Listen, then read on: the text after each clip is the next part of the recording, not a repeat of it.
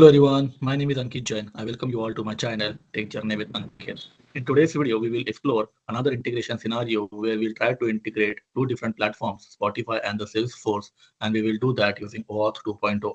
Moreover, whatever the output that we are getting from this integration, we will be displaying it on the Lightning Web component as well, so that you guys can consider this mini project. It's like end-to-end, where you are getting the output by making an external service call, getting that output and putting up on the UI as well.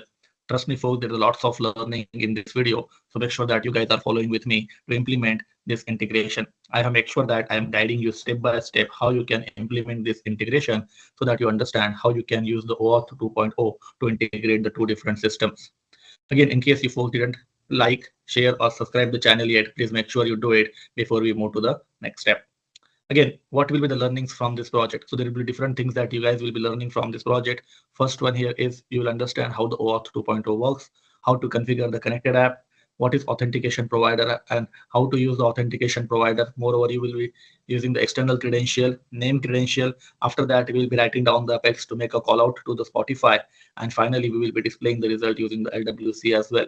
So there are the different steps that we will be doing one after the other so that you folks will understand how you can integrate the two different systems using the OAuth 2.0. So what actually we are building? Before we actually go and try to build something, let's try to understand with a demo what actually we are building. So basically, from the end user's perspective, we will be building one Lightning Web component where the user can go and make a search. For example, here I'm searching for a song, Despacito, and clicking on the search button, I'll be getting this result, right? Where the user can see this result, click on this link and navigate to that particular Spotify URL and play that song from here as well.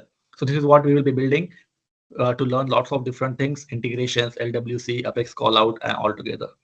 So what are different steps that we have to follow to build this? So these are the step-by-step process that we will be following in this mini project. Very first step, we will be creating an application on the Spotify. We generally refer that as a connected app in the Salesforce, but this time we'll be creating that application on the Spotify. So do remember that we always create the connected app to the outbound system where we will be integrating. The next thing that we will be doing here is we will be creating the authentication provider from the client secret as well as the client ID that we will be getting from the Spotify. Next, to do that call out, we will be following the another process of creating the external credential first. Followed by that, we will be creating the name credential. After that, we'll be assigning the permissions to the users. Next to that, we will be writing down the Apex class to make a call out to the Spotify. In the end, we will be also invoking the Apex from that LWC. Only the last step we will be doing it in the part 2, where we will be writing down the LWC component from start to end. But the remaining steps we will try to complete it in the part 1 only. So let's get started with the first step, where you have to navigate to the Spotify developers account and create the free account. In case you folks don't have that account, I will put this link in the video description. Please navigate to that link, create a free Spotify for developers account. Again, it's a free account. You don't need any credit card or any stuff to register for this account. So make sure that you guys are doing it. I have already created the account on the Spotify. So I'm already logged in, but in case you are not, please make sure that you are creating your own account. Creation of the account is very simple. You have to simply do the sign up and your account will be created. Now, as I said, the first step that you have to do here is you have to go and create the Spotify app. How you will be creating the Spotify app? For that, you will be navigating to the dashboard. Once you logged in into the Spotify account, you will see the option log into the dashboard or navigate to the dashboard. So please navigate to the dashboard here. Once you navigated to the dashboard for the first time, it will ask you to accept the terms. Please make sure you accepting the terms here, and then you will be creating the app. As of now, I have not created any app, so let's go and create that. But before that, one thing, if you are registering it for the first time, it might also ask you to do the verifications as well. So make sure that you guys are verifying it before you move to the next step. So here also I click on the verify. The email has been sent on my email where I will go and get it verified. So I have done my verification yet. I have done this offline. You guys can also do it. Then the next step that we have to do here is we have to go and create the app. So I'm taking this option of creation of the app. I'm giving the app name as Spotify Integration. You can give any name. It's completely up to you. You can also put the description. So here I'll be putting the description as Spotify Integration with Salesforce. In case you do have any website, you can do that. Again, it's completely optional. Next thing that we have to put here is the callback URL. You can put anything for now. We will again revisit this particular section to put the callback URL. For the time being, I am putting the Gmail as my callback. You can put anything random URL that you have with you. I'm putting here the simply gmail.com and click on the add button. As I said, this is the process that we will revisit one more time once we have created the authentication provider. So now next thing here is what all different access that you wants to give that users can access. So here I'm giving the different access, web playback, Android, ads API, and iOS. Again, in my demo, I'll be particularly exploring the web API, but let's give all the different access here and take this option of understanding the agreement and click on the save button. So what we have done, basically, we have created one application. Whenever you go and create any application, the system will show you the client ID as well as the client secret. Now you have to go and use this client ID and the client secret into your org and do the next step. Now the next step that we have to do here is create the authentication provider. So what is basically an authentication provider? Authentication provider, basically you have to implement here with the help of OpenID Connect, because out of the box, Salesforce is not providing any auth provider for the Spotify. So we'll be using the OpenID Connect. And with this configuration, your users can log in from the OpenID provider as well. So your Salesforce users can log into the Spotify using this OpenID provider. So how you can go and create the authentication provider? For that, again, you will be navigating to the setup menu, and here you will be searching for the authentication provider. So here I'm in my org, I am searching here for the auth provider. There are few authentication provider out of the box that Salesforce is providing, but we are not using it. You can see that there are a few out of the box providers. I already used one of them in the past, that is the Salesforce and the LinkedIn. But this time I'm going it with for the OpenID Connect, because the system that I need to integrate here, for which there is no out of the box provider type. So I'm going here for the OpenID Connect. You can give any name here. I am giving the name as Spotify. Consumer key. Now from where you will get the consumer key? The consumer key will be coming up from the application that you have created. So I'm copying that consumer key and pasting it here. Similarly, I'll be getting my client secret and pasting it here as well. So this is my client secret. I'm copying it and pasting it here. Now coming to the authorization URL, how to get the authorization URL. So whenever folks, you will be working on any integration, the first thing that you need to start exploring is their documentation, which is very, very important, because from the documentation only you will be getting all those details. So what I'm doing here is I'm navigating to the documentation of the Spotify. As I said, I will be exploring the web API. So I'm navigating to the web API part. Whenever you will be working on any integration, the first thing that you have to look for is how to do the authentication and authorization. There are, most of the times, there are more than one way of doing the authorization. Here also it will be the same. Okay, but let's see. We will start navigating to the authorization. You can see that they do support the different types of authorization here: authorization code, PKC, client credential, implicit grant.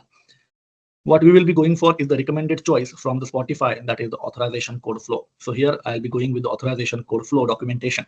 And again, if I scroll down in this documentation, they have given the authorization URL here. You can see that this is the URL where they are performing the authorization. So what I'll be doing here is I'm copying this URL till authorized, because I'm not passing any parameter. My name credential will take care of everything. So I don't have to do this. I'll be only taking my authorization URL from here and pasting it here. Next comes to the token endpoint URL. Again, follow the same documentation, scroll down. You will see that you do have the token URL as well, which is ending with the API/token. Again, I have already read this document, so that's why I'm frequently navigating it. But in case you are doing it by yourself, make sure that you guys spend some time to read this documentation as well. Now here I go and do that. Again, I'm not using the PKC extension, so I'm avoiding the PKC extension here. Now the next thing that I need to populate here is the default scope. As you can see in my screenshots as well, I have highlighted the few scopes here that I will be using. Again, how to get the scopes? Again, as I said, whenever you are working on integration, you have to always take the help of the scopes. So I'm navigating to the scopes here, and here you will see the different scopes that are available. Again, few of the scopes are applicable in the Spotify for the premium account. As we are only using the free account, there are only limited scopes which are applicable to us. So for example, if I take one of the, for example, one of the scope, let's say I'm taking the user read email. So generally, if it is applicable for the premium account, right, they will specifically tell you access your subscription details and all those stuff. So here, let me show you one example where they are maintaining that, where they are mentioning that this particular scope is applicable for the premium. You can see that the user must have the Spotify premium account. So whatever the scopes that you will be defining, make sure that your scopes are applicable for the free account. So there are three scopes that I will be using here. First one here is the user read private, user read email, and the user read playback. So let me go and search for that. First, I am searching for the playback. Let me go. Yeah, user read. What is that? User read playback state. So I'll be using this scope and putting that scope here. Again, whenever you are putting more than one scope, make sure that the scopes are separated by the spaces. Another scope that I will be using here is the user read private. Now the question comes, why I'm going for these specific scopes? The reason I'm going for this because I have already tested those scopes. You guys can definitely explore the other scopes as well. So here I'll be going for the next one, that is the private. That is the user read private. and the user read email. Let me go and search for user read private and the user read email. So I'll be going for this next two scopes as well. Generally, whatever the API that you will be hitting, there also they will define what scopes that are applicable for that API. Okay, I believe by mistake I have closed that. Let me quickly go and again create the new one. Sorry for that.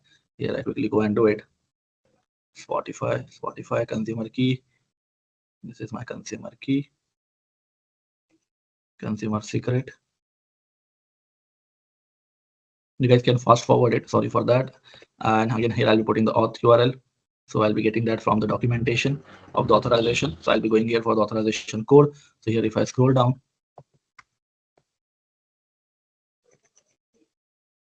I'll be putting my auth URL.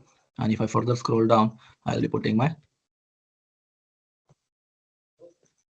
token URL and pasting it here. And now I'll be defining my scopes again. So I already have the scopes written. Let me go and show you user read playback, state user read private. So I have defined these two scopes. Now let me go and define one more scope here, that is the user read email. So navigating here, that is the user read email scope. So I'm defining all these three scopes here. Let me go to the end. I'm not sure why the screen is not correctly responsive. And here I go and put my third scope as well. Right, and after that I come back and save my changes. Now, what is the next step that I need to do? Once you go and create the auth provider, what the auth provider will return you is the callback URL. So what you need to do here is you need to use that callback URL into your integration. So let it get saved. Yeah, my Spotify has been created. Now here I go and use this callback URL. So I'll be using this callback URL. I'm copying it again, navigating back to my app that I have created. For the time being, I have added some dummy redirect URL. So let me go and edit it. So here I go, click on the edit button. And I am removing the dummy URL that I have added and adding my new URL that I am getting and clicking on the add button. Okay, so again, coming back here, clicking on the save. So I have done with the second step of creating the auth provider as well. Moving to the next step where I need to go and create the external credential. Again, what is the purpose of the external credential? It is used to specify an authentication protocol. Moreover, the permission set to use whenever you are authenticating with the external system. It does the two things. It will take care of the authentication, who are authorized to use that particular integration. Moreover, using which protocol the integration needs to be done. As I said, we are doing this integration using the OAuth 2.0. So let's go and try to use that. So for that, again, you have to come to the setup menu, look for the name credentials, navigate to the external credential, creating the new external credential here. That is for the Spotify. And I'm selecting here the authentication protocol as the OAuth 2.0. I'll be going here for the flow type as the browser flow, as we have already seen here that we are going for the authorization code, which is nothing but a browser flow. That is another name for it. And the authentication provider, just now we have created as the Spotify. So this is how we will be defining our external credential and clicking on the save button. Once you have done that, you have to also add the principal to that external credential. And using that principal only, you will be extending the access. So I'm creating the new. You can give any parameter name. Let me give the parameter name here as admin and selecting the named principal here. After that, I will be clicking on the save button. So I have created my external credential. Now let's go back and create the name credential as well. Name credential is very simple. Whatever the base endpoint that you have specified, you have to go and specify that endpoint, because the name credential, what it will do, it is typically used to specify the URL of a callout endpoint. So this is the place where you will go and specify that URL and what external credential that you will be using for the authentication. That's what you have to go and specify here. So let's go and do that. Again, I'm navigating to the name credential, clicking on the new button. Here I'm giving the name as a Spotify. You can give any name. URL. Again, for our demo purpose, we will be exploring the API here for the search purpose. So let's say this is the API that we will be exploring.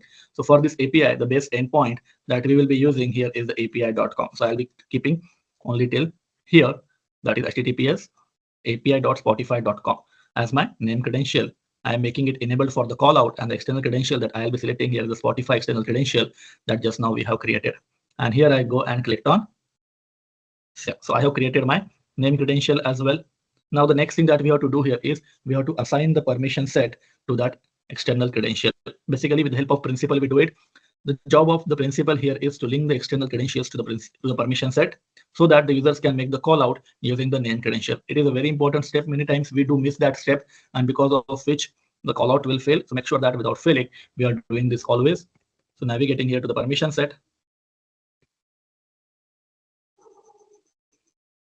clicking on the new button, giving the name as Spotify permission set. You can use any existing permission set as well. For the demo purpose, I am creating the new here. Once you have created the permission set, you have to scroll down and take the option of external credential principal access. Here you will navigate and extend that permission. So I'll be clicking on the edit button to add that permission, selecting the Spotify admin and clicked on the set. So this is how I have created the permission set and given the access of the Spotify principal. Once you have created the permission set, you have to assign that permission set to the users in your org. And for that, I'm clicking on the manage assignment button, clicking on the add assignment here, selecting the user, clicking on next, and clicking on the assign button. This is how I'll be assigning my permission set to the user as well. So we are done with this step as well. Now, before you go and make the call out, again, go back to the external credential because you have to do the authentication now. So let's navigate to the search here for the name credential. This is the external credential that we have created with the name of Spotify. Navigate there, scroll down. Here you can see that as of now, the authentication status is not configured. So come here and click on the authenticate button. It will ask you for the permissions based on the different scopes that you have defined. And here you have to go and accept it. And clicking on the confirm button so that you will be successfully authenticated with the Spotify. If the authentication is successful, you will get a success message here. Let's wait for the success message. You can see that the credentials are authenticated and now they are ready to use. Now, to use that credentials, we will be creating the or making the callouts. So either you can do it from here or you can do it from the other window. Let me do it from here. Let me go and close my existing work. And here I go and create the Apex class. And in my Apex class, here I go and make the Spotify callout. So here I'll be putting the Spotify integration. This is the method that I will be calling from the LWC. So I'm making it @Aura enabled. After that, I'll be putting the public, static, void, and not void because I need to go and send the response. I'll be putting the return type as string. And what I'll be putting next here is the method name. That is the integrate with Spotify, or you can say that search with Spotify because we are performing the search operation, search with Spotify. What we are expecting here is the whatever the search term that user is typing. So here I'll be putting the string, that is the track name, because we are asking the user to put the track name in the search window. That's what we are accepting here. Now let's go and start building this integration. So like we always do in the callout, the first step here is create the instance of HTTP class. So here I'll be doing it. HTTP is equal to new of HTTP. Second step here is create the instance of HTTP the request class. So that's what we'll be doing. HTTP request is equal to new of HTTP request. Third step here will be we have to go and populate the attributes of request. So the typical attributes that we'll be populating, first one here is the method, set method. So we are making, as I said, we will be making the call to this integration search for item. As you can see here, the request that we will be sending here is the get request. So here I'll be putting the method as get. Now next thing that I need to do here is I need to go and set the header. Any additional headers are required. Again, if you see this example, typically they don't need any additional header except the token. But like we always do, if you want to do it, you can also specify the HTTP response also. Another thing that we have to do here is we have to go and prepare our endpoint. Now this is where I want you guys to pay a quick attention, how we have to go and prepare the endpoint here. To prepare the endpoint, as you can see here in this example, whenever the user is typing some string, for example, and what they are doing, they are encoding this string for the search. If you take this example, this is how the string is coming up. It is coming up in the encoded form. And typically the spaces, for example, let's say you are searching for the your favorite song. Let's take an example of Coldplay. So for example, if the user have put the two different words, that is the cold space and the play. So that space, you have to put it in the encoded form. Again, to do that kind of an encoding, Salesforce out of the box do provides the method, that is the URL encode, and this method is available in the class, which is again provided by the Salesforce encoding util class. This it is available in the method, that is the encoding util class. So we'll be using the same class here to perform the operation. We are doing this so that we can have the correct name. So let me put that as a string encoded name is equal to. So here I'll be putting encoding util dot. You can see there are different methods. So here we'll be using the method, that is the URL encode. So there are two things that you need to pass in that URL encode method. First one here is the string that you want to search, and the second one here is which encoding algorithm that you want to use. So here I want to use the UTF-8. It's a standard encoding algorithm, UTF-8, that I want to use, and the string that I want to encode is my track name. So that's what I will be putting up here. Okay, so that all the spaces will be automatically converted into the encoded form. Now let's go and prepare our URL. Again, for the testing purpose and to make it easy, I want to make my search limited to only one. But in case you guys want to make your search to have the multiple results, you can definitely do that. But for the time being, I'm making it only as one. Let me go and prepare my URL. For example, let's say I'm searching here for the Despacito. Okay, and the market, again, what is market in this? Again, if you follow the documentation, because here they have explained each and everything. So album, what you want to search, whether when the user is entering something, whether you want to search for the album or you want to search for the some other type. There are different types which are available here, like the album, artist, playlist, track, show. Here I want to search for the track, so here I'm selecting the track. Okay, now market is something in which country you want to search for that particular song. Again, it is not a mandatory parameter, it's completely optional, but in case you specify any country, then it will be searched in that specific country. In my request, I'm not putting any specific country here, so that it can be searched in all the countries. So let me go and remove the countries from here and then click on the try button. So from here you will get an idea what kind of request has been sent. So let me go and copy that URL so that we can go and prepare the similar kind of a URL now. So this is the sample URL that we have to build. So how that URL will be formed, let's go and do that. String, or let me directly do it in the request.endpoint, request.set endpoint, because in this only we go and set our endpoint. Now the first part, that is the https api.spotify.com. This section will be coming up from our name credential. We have already defined the name credential, and inside my name credential, I have already put that URL. So I don't have to go and repeat that URL one more time. I can directly use that URL. You can see that the name of my call out that I have given here is the Spotify. So how you can go and specify that? You can simply go and put call out Spotify. So that part has been done. Now followed by that, what is, so till here we are getting it from the, if I'm not wrong, till .com, we are getting it from the name credential. After that, this is my query that I need to go and search. So here I go and put the Control V. You can see that I'm preparing the similar kind of a URL. Okay, but let's see how we are building it. So I'm populating the version 1 search underscore Q. Now this is my term that needs to become in the encoded form. I have already done that encoding. So here I go and put plus encoded name. So till here we have taken care. Now rest of the things are again static, because as I said, I want to limit my search to the track and with the limit as 1. Definitely you guys can explore and add the different level of complexity based on your comfort, but let's make it simple for now, because our agenda is to understand the integration and see the output using the LWC.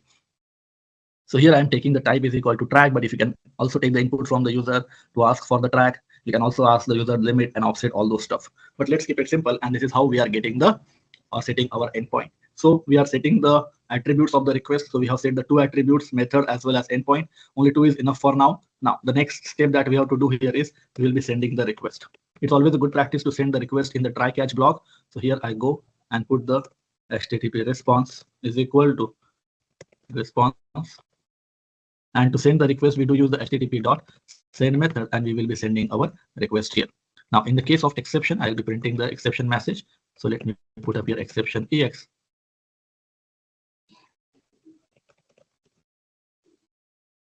And here I'll be putting the, sorry for that, let me go and correct. And here I'll be putting the system.debug ex.get message.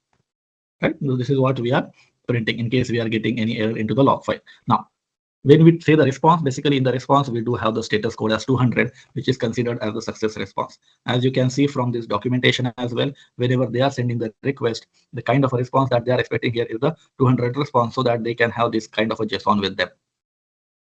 Right? So we are also sending the request, and we will be expecting the response in the form of 200. In case it is other than 200, then we can say that it is a good response. So here I'll be checking for the response. So here I'll be putting response dot get status. code, and here I'll be putting the status code. Okay, let me, rather than I go and do something like this, let's go and print this first, because I'm not sure whether I'll be getting the successful response or the failed response. Let me go and do that. So here I'll be putting the response that I'll be getting, that is the response dot get body, and also I'll be putting the status code and the status both. So here I'll be getting the response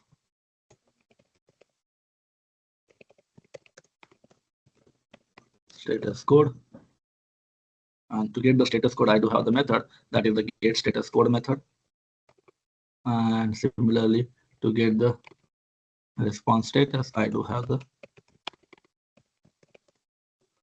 method, that is the get status. So for the time being, I'm simply logging it. After that, I will make the changes and do the modification. As my method is accepting the return type as string, let me go and simply return the string for now. That is the response dot get body. Okay, because by get body it will be returning a JSON string. That's what I will be returning here. My code looks good to me. I have already done all the prerequisites. So let's go and deploy this and test it out whether it is working as expected or not. Okay, I'm getting some compile time errors. Missing return statement at line number 4. 26. Let me go here. Okay, here the return statement says that. Let me go and close this, and let me go and try to deploy again. It was a typo from my side. Now there's only one error of missing the return statement at line number 26. I believe I have done that. Okay, let me go and put the return statement. Ex dot get message. Here I go and deploy this. Now my class has been created, right? In case of error, I am returning the error, or if you want, you can throw the exception as well. We will do the changes to throw the exception down the line, but for the time being, let's go and return it. And here I go, navigate to my developer console to do that testing, whether I'm getting the successful response or not. So I'll be invoking this method. It's always a good practice, folks, rather than you go and write down your complete LWC to test it. Test it using the developer console. So here I'll be putting my class name dot method name, and I'll be passing the string, let's say Despacito. And here I go and click on execute. In case we have done everything correct, the expectation here is to get the response code as 200. So here if I check, you guys can see that I am getting the status code here as the 200, and I'm getting the status as 200, and also I'm getting this big response as well. How to work with this response in the LWC, that we will do it in the next part. But for this part, what we will do, we'll simply go and check if